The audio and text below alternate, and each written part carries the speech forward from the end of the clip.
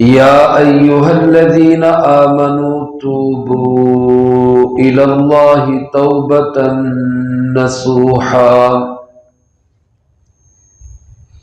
عسى ربكم أن يكفر عنكم سيئاتكم ويدخلكم جنات تجري من تحتها الأنهار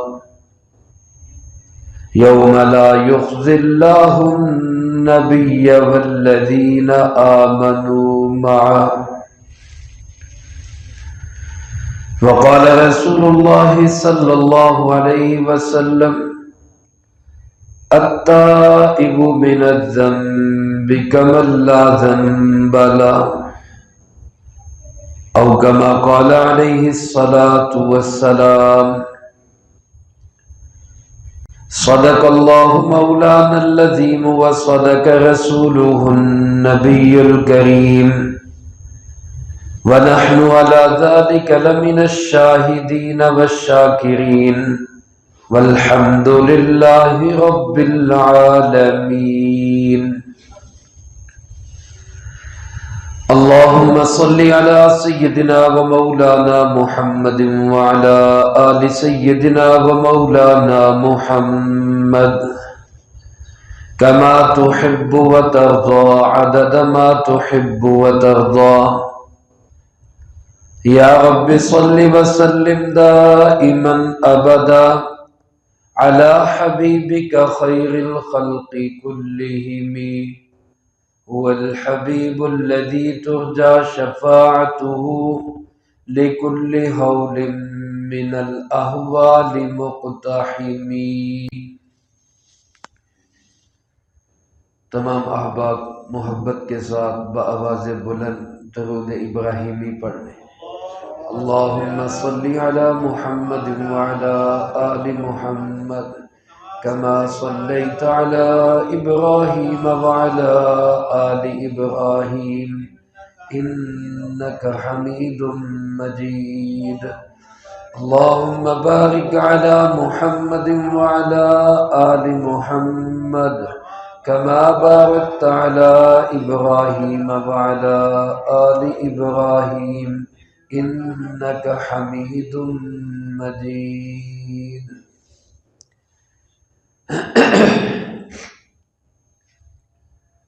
حضرات گرامی قدر، واجب الاحترام معزز بزرگوں، دوستوں، بھائیوں، عزیز طلبہ، رمضان المبارک کی آمد ہے. شعبان کا یہ آخری جمعہ ہے،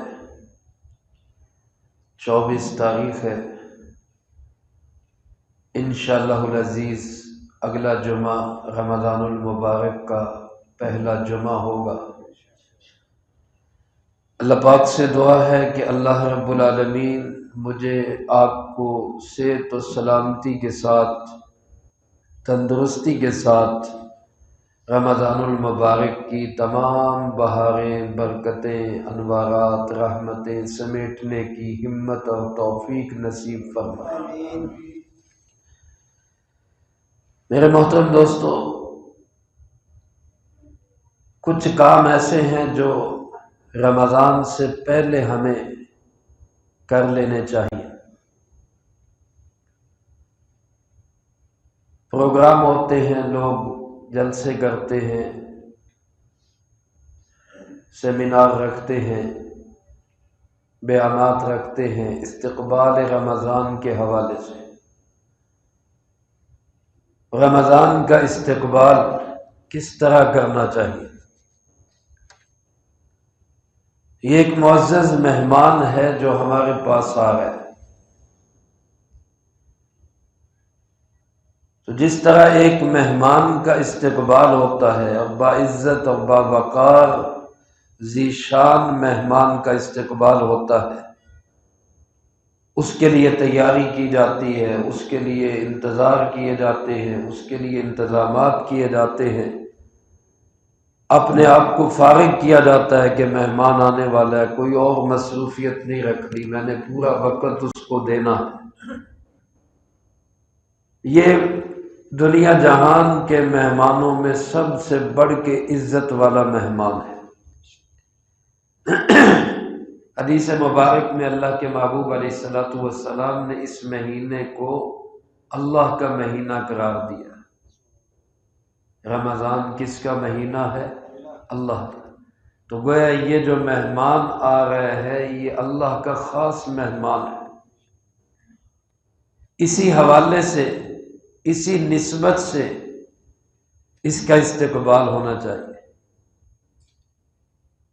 ہمارے پیارے آقا جناب محمد کریم خاتم النبیین بلند آواز سے کہتے ہیں صلی اللہ علیہ وآلہ وسلم، 3 مہینے پہلے سے ہی، یعنی رجب کا چاند نظر آتا تو آپ دعا کرنا شروع کر دیتے، اللہم بارک لنا فی رجب و شعبان و بلغنا رمضان۔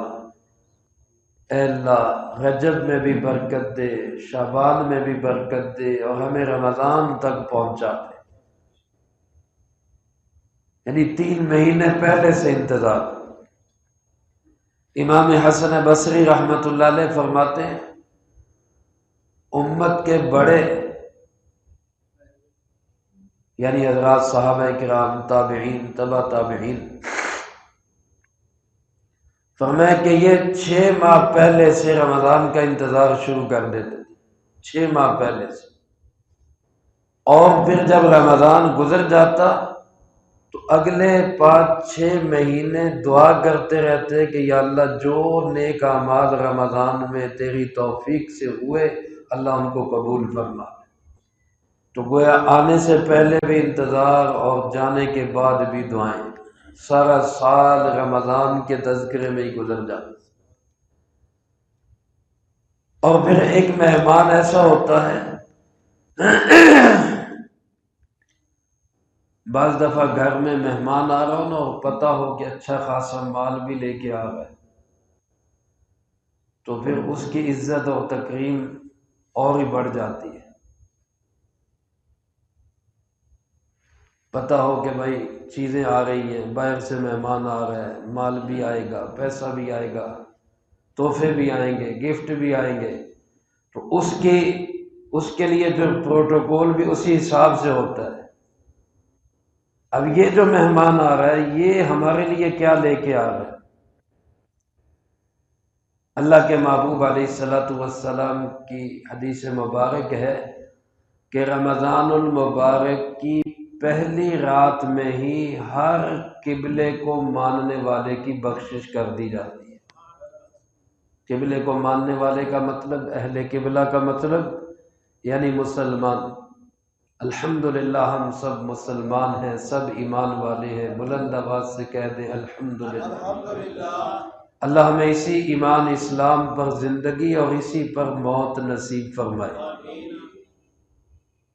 آپ علیہ الصلوۃ والسلام کی حدیث مبارک کا مفہوم ہے کہ پہلی رات میں ہی سب اہل قبلہ کی بخشش کر دی جاتی ہے۔ یعنی ایک مہمان ہمارے پاس آ رہا ہے، ایسا مہمان آ رہا ہے کہ ہمارے سارے گناہوں کو بخشوانے کے لیے آ رہا ہے۔ گزشتہ دنوں ہمارے شیخ تشریف لائے، امیر مرشد اور مرشد زادہ استاد محترم، استاذ العلماء حضرت مفتی محمد عبداللہ صاحب دامت برکاتہم، اللہ ان کو صحت والی لمبی زندگی عطا فرمائے۔ فرما رہے تھے کہ رمضان المبارک کی ہر افطاری کے وقت، یعنی روزانہ افطار کے وقت 10 لاکھ افراد کی بخشش کا فیصلہ کیا جاتا ہے۔ 10 لاکھ افراد، ان کی معافی کا اعلان ہو جاتا ہے۔ فضائل اعمال میں بھی یہ حدیث مبارک درج ہے۔ اور اس میں یہ بھی ہے کہ آخری افطاری میں پورے رمضان میں جتنے لوگوں کی بخشش ہوئی ہوتی ہے اس کے برابر اس ایک رات میں سب کی بخشش کا اعلان ہوتا ہے۔ حضرت نے اس میں تھوڑا سا اضافہ یہ بھی فرمایا کہ ہر ہفتے پچھلے ہفتے کے جتنے لوگوں کی بخشش کا اعلان ہوا ہوتا ہے، ہر ہفتے میں اتنے لوگوں کی بخشش کا اور اعلان ہو جاتا ہے۔ اتنا بڑا پیکج لے کے آ رہے ہیں، سحری کی برکتیں، روزے کی برکتیں۔ تو جس کے پاس اتنے بڑے ہمارے لیے تحفے ہیں، جو مہمان اتنے گفٹ لے کر آ رہے ہیں، جو مہمان اتنی رحمتیں برکتیں لے کے آ رہے ہیں، اس کا استقبال بھی تو اس کی شان کے مطابق ہونا چاہیے کہ نہیں ہونا؟ اب ہم نے اس کا استقبال کرنا ہے، اور اس مہمان کا استقبال کیا ہے؟ دنیا میں مہمان آتا ہے تو بندہ اپنے کام کاج چھوڑ دیتا ہے اور کہتا ہے یار آج ہمارے گھر مہمان آئے ہیں، ساری میٹنگیں کینسل، سارے پروگرام کینسل، کوئی بعض اوقات دکان پہ جانا، کاروبار پہ جانا، کام پہ جانا وہ بھی ختم، ہمارے معزز مہمان آئے ہیں آج ہم نہیں کہیں، کوئی مصروفیت نہیں۔ تو یہ ایک مہینے کا مہمان، اس کے لیے کہ ہمیں اپنے کام کاج چھوڑنے تو نہیں، لیکن چلو مختصر تو کرنے چاہیے کہ نہیں کرنے؟ اپنا نظم بنائیں، ابھی سے نظم بنائیں، اور یہ نیت اور ارادہ کریں کہ 2 بڑی عبادتیں ہیں رمضان کی، ایک روزہ رکھنا اور ایک تراویح پڑھنا۔ نیت ارادہ ابھی سے ہمت اور کوشش کریں اور اللہ سے مانگیں کہ انشاءاللہ میں نے روزہ بھی رکھنا ہے اور تراویح بھی پڑھنی ہے انشاءاللہ۔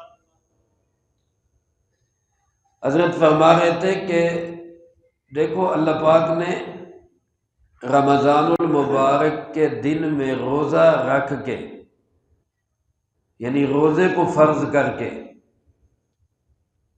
کتنی ہم پر رحمت کر دی، کتنا احسان کر دیا کہ روزے سے آسان عبادت کوئی ہو ہی نہیں سکتی، روزے سے زیادہ آسان عبادت کوئی اور ہو ہی نہیں سکتی۔ دیکھو نا، روزہ شروع ہوتا ہے صبح صادق سے، یعنی جب صبح صادق کا وقت ہوتا ہے، سحری کا وقت ختم ہو گیا، فجر کا وقت شروع ہو گیا، یہاں سے روزہ شروع ہوتا ہے اور کہاں تک جاتا ہے؟ غروب آفتاب تک، کیونکہ یہیں تک ہے نا۔ روزہ شروع کہاں سے ہوتا ہے؟ صبح صادق سے، اور ختم کہاں پہ ہوتا ہے؟ غروب آفتاب۔ اب اگر اللہ پاک یہ فرما دیتے بھائی صبح صادق سے لے کر غروب آفتاب تک تلاوت کرنی ہے، بس یہ تمہارا روزہ ہے، رمضان کی برکتیں تمہیں تب ملیں گی کہ صبح صادق سے غروب آفتاب تک تم نے تلاوت کرنی ہے۔ تو بتاؤ ایمانداری سے اتنی دیر کوئی تلاوت کر سکتا؟ اگر کوئی ہمت کر کے تلاوت کرتا تو اس تلاوت کے ساتھ کوئی اور کام ہو سکتا تھا؟ تلاوت کے ساتھ بندہ سو نہیں سکتا تھا، تلاوت کے ساتھ کاروبار نہیں کر سکتا تھا، دیہڑی دار مزدوری نہیں کر سکتا تھا، کوئی تاجر تجارت نہیں کر سکتا، کوئی پڑھنے پڑھانے والا پڑھا نہیں سکتا۔ یعنی تلاوت تو پھر تلاوت ہے نا کہ ہر وقت، ہر آن، ہر گھڑی وہ قرآن ہی پڑھ رہا ہے۔ اور اگر اللہ پاک فرما دیتے بھئی روزے کی، رمضان کی برکتیں تمہیں تب ملنی ہے کہ صبح صادق سے نماز شروع کرو اور غروب آفتاب تک نماز ہی پڑھتے رہو، کر سکتا تھا؟ اور اگر کوئی ایسا ہمت کر کے کر لیتا، درمیان میں مکروہ وقت آ جاتے جو نماز کے لیے مکروہ ہے، اور درمیان میں وہ نہ وہ کاروبار کر سکتا، نہ کسی سے بات کر سکتا، نہ وہ سو سکتا۔ وہ کہ جتنی بھی عبادتیں اگر اللہ پاک کہہ دیتے بھائی رمضان کی برکتیں تب ملنی ہے صبح صادق سے تم مال خرچ کرنا شروع کرو اور غروب آفتاب تک مال ہی خرچ کرتے رہو، پھر روزے کی، رمضان کی برکتیں ملیں گی، تو بتاؤ اتنا مال کوئی خرچ کر سکتا؟ میرے محترم دوستو، جو سب سے آسان چیز تھی، سب سے آسان، اللہ تعالیٰ نے وہ کر دیا کہ بھائی صبح صادق سے روزہ رکھنا ہے۔ روزے کا مطلب کیا ہے؟ کھانا کچھ نہیں، پینا کچھ نہیں، اپنے جذبات کو کنٹرول میں رکھنا ہے، بس ان 3 چیزوں کا نام روزہ ہے۔ باقی جو سارے مرضی دن بھر کام کرتے ہو۔ اب روزہ رکھ کے بندہ سو بھی سکتا ہے، روزہ رکھ کے بندہ نہا بھی سکتا ہے، روزہ رکھ کے بندہ کاروبار پہ بھی آ جا سکتا ہے، روزہ رکھ کے تجارت بھی کر سکتا ہے، مزدوری بھی کر سکتا ہے، روزے کے ساتھ سارے کام بھی کر سکتا ہے، اور رمضان کی ساری برکتیں بھی اس کو ملتی رہتی۔ کیسا آسان اللہ نے پیکج بنا دیا۔ اور پھر اس پہ بھی یہ کر دیا کہ روزے کو فرض کر دیا۔ روزہ فرض ہے۔ اگر اللہ پاک اختیار دے دیتے بھائی رکھ لو گے تو ثواب ہوگا، نہیں رکھو گے تو گناہ کوئی نہیں، تو میں اور آپ ذرا سوچیں کہ پورے سال میں صرف 5 دن روزہ رکھنے سے منع کیا گیا ہے، عید الفطر کے دن اور 4 دن عید الاضحیٰ کے۔ اس کے علاوہ پورے سال میں کسی دن بھی روزہ منع نہیں ہے، لیکن ذرا ہم سوچیں ہم نے پورے سال میں کتنے روزے رکھے؟ آپ علیہ الصلوۃ والسلام ہر مہینے 3 روزے رکھا کرتے تھے، چاند کی 13، 14، 15، ایام 20، ہر مہینے 3 روزے رکھتے تھے آپ صلی اللہ علیہ وسلم۔ ہر سوموار جمعرات کا روزہ رکھنا بھی آپ صلی اللہ علیہ وسلم کا مسنون روزہ ہے، ہر پیر اور ہر جمعرات کو روزہ رکھنا۔ محرم کے روزے آپ رکھا کرتے تھے، ذی الحج کے روزے رکھتے تھے، اور حدیث مبارکہ میں آتا ہے رمضان کے بعد سب سے زیادہ روزے آپ شعبان کے مہینے میں رکھتے تھے۔ یہ جو مہینہ ابھی چل رہا ہے سب سے زیادہ روزے اس مہینے میں رکھتے تھے۔ اب ذرا میں اور آپ اپنا جائزہ لیں، میں نے سال بھر میں کتنے روزے رکھے ہیں، آپ نے کتنے روزے رکھے ہیں؟ نفل روزہ ہے، اس لیے اکثر ہماری حالت یہی، ہم کہتے ہیں یار نہیں رکھا جاتا، تو یہ بھی اللہ نے مہربانی کر دی کہ فرض کر دیا، لازمی رکھنا ہے، اس لیے ہم رکھ بھی لیتے ہیں۔ اللہ ہمت اور توفیق بھی دے اور قبول بھی فرمائے۔ تو ایک تو یہ نیت کریں کہ انشاءاللہ ہم سارے رمضان کے سارے روزے رکھیں گے انشاءاللہ۔ دوسری اہم ترین عبادت تراویح ہے۔ تراویح رات کی عبادت ہے، اور یہاں اللہ تعالیٰ نے دیکھو کیسی سہولت دے دی۔ دن کی طرح یہ نہیں کہا کہ صبح صادق سے غروب آفتاب تک روزہ، تو غروب آفتاب کے بعد افطاری کر کے عشاء کے وقت شروع کرو اور سحری تک نماز پڑھتے رہو۔ اگر اللہ پاک ایسا حکم دے دیتے تو ذرا سوچیں ہمارا کیا بنتا۔ بس اتنا کہا کہ بھائی عشاء کی نماز کے بعد 20 رکعت تراویح پڑھ لیا کرو، بھی آپ ڈنڈی مار لینے بھی نہیں، 8 ہو گئی ہیں 10 ہو گئی ہیں، پوری 20 پڑھنی چاہیے۔ اگر آج میرے دوستوں کوئی بندہ یہ کہے کہ بھائی صبح صادق سے غروب آفتاب تک 12-13 گھنٹے کا روزہ بن جاتا ہے، میں 10 گھنٹے کے بعد تھک جاتا ہوں، میری ہمت جواب دے جاتی ہے، میں تو عصر کے وقت روزہ کھولوں گا، تو بتاؤ روزہ ہو جائے گا اس کا؟ شروع سے ظہر عصر تک روزہ رکھے اور عصر کے وقت کہے میں کھول لیتا ہوں، ہو جائے گا روزہ؟ نہیں ہوگا۔ اسی طرح اگر کوئی بندہ 20 رکعت کو کام کر کے کہے میں تو 8 پہ 10 پہ تھک جاتا ہوں، اس کے بعد مجھے میں ہمت نہیں رہتی، تو وہ جو عمل ہے رسول اللہ صلی اللہ علیہ وسلم کا، اس کا ثواب تو نہیں ملے گا۔ جو بڑی عبادت ہے اللہ قبول کرنے والا ہے، اس کا ثواب تو ملے گا، جو آپ کا عمل ہے اس میں تو کمی ہو گئی۔ اس لیے یہ نیت کریں کہ ہم نے انشاءاللہ پوری 20 تراویح پڑھنی اور پورا رمضان پڑھنی ہے انشاءاللہ۔ اب میں آپ کو بتاتا ہوں یہ مہمان ہمارے پاس کتنا خوبصورت پیکج لے کے آ گئے۔ حضرت فرما رہے تھے اپنے بیان میں کہ قرآن پاک کا ایک حرف پڑھنے پہ کتنی نیکیاں ملتی ہیں؟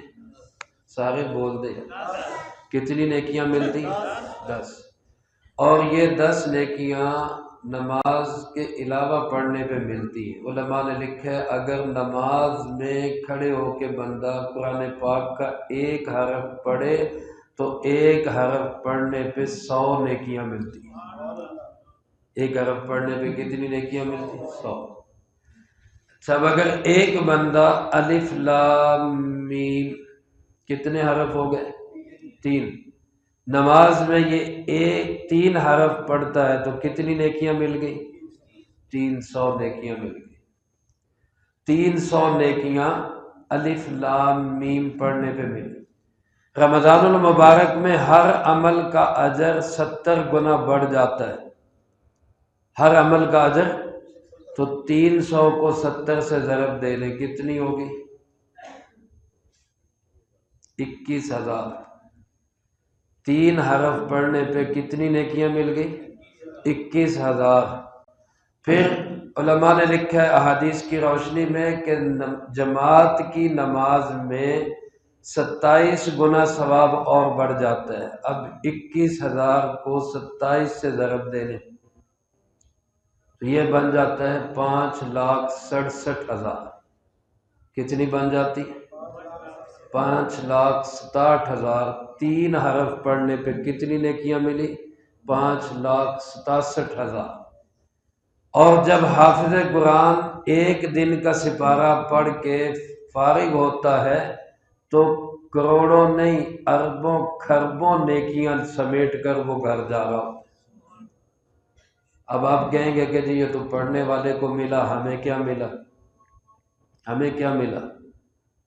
تو میرے محترم دوستو یاد رکھیں ہم بھی محروم نہیں ہیں، انشاءاللہ ہم سننے والے بھی محروم نہیں ہیں۔ اور اس کی بھی دلیل ہے، دلیل اس کی یہ حدیث مبارکہ میں آتا ہے، مسلم شریف اور دیگر حدیث کی کتابوں میں اللہ کے محبوب علیہ الصلوۃ والسلام نے ارشاد فرمایا من کان لہ امام فقراءۃ الامام لہ قراءۃ، جو امام کے پیچھے ہوتا ہے، جو امام کے پیچھے مقتدی ہوتا ہے، امام جو کچھ پڑھ رہا ہوتا ہے وہ مقتدی کا بھی وہی پڑھنا ہوتا ہے۔ اب جب امام قرات کر رہا ہے اور مقتدی کی قرات بھی وہی ہے تو جو نیکیاں امام کو ملیں گی وہ مقتدی کو بھی ملیں گی کہ نہیں ملیں گی؟ تو جتنی نیکیاں امام صاحب کو پڑھنے والے کو مل رہی ہیں انشاءاللہ اتنی نیکیاں سننے والے کو بھی ملے گی، لیکن یہ اس سننے والے کو ملیں گی جو امام کے ساتھ ہی تراویح میں شامل ہو جائے۔ بعض دفعہ تراویح پڑھنے والے بھی یہ کرتے ہیں، بھی ہون شروع کیتا پیچھے لمبے پہ جائیے، پانی پی لئیے، تھوڑا چہل قدمی کر لیے، جنہوں رکوع جائے گا آ کے نال شامل ہو جائے، پھر سننا رہ گیا، پھر سنا نہیں اس نے۔ امام کے ساتھ ہی شامل ہو کر پوری قرات سنے، 3 حرف پر جس طرح امام کو 5,67,000 نیکیاں ملیں گی اس سننے والے کو بھی اتنی نیکیاں ملیں گی۔ اب ہمارے دوستو ذرا سوچیں، اربوں کھربوں کا پیکج لے کر یہ مہمان ہمارے پاس آ رہا ہے تو ہمیں اس مہمان کا استقبال کرنا چاہیے یا نہیں کرنا؟ تو آج سے نیت کریں، اپنے آپ کو فارغ کریں، کاموں کا بوجھ ہٹائیں۔ 11 مہینے ہم نے دن رات ایک کر کے کمایا، ایک مہینے میں کچھ وقت اضافی وقت اللہ کے گھر کو دیں، قرآن کو دیں، تلاوت کو دیں، درود پاک کو دیں، ذکر اذکار کو دیں، صدقہ خیرات کو دیں۔ اور سب سے بڑا رمضان کا جو پیغام ہے وہ ایثار ہے، دوسروں کو بھی رمضان المبارک کی برکتوں میں اپنے ساتھ شامل کر۔ حقوق اللہ حقوق العباد دونوں کا خیال رکھیں۔ اللہ مجھے آپ کو سب کو عمل کی توفیق نصیب فرمائے، جو کہا سنا اس کو زندگی میں لا کے دوسروں تک پہنچانے کی توفیق عطا فرمائے۔ وآخر دعوانا ان الحمد للہ رب العالمین۔ سنتیں ادا فرمائے۔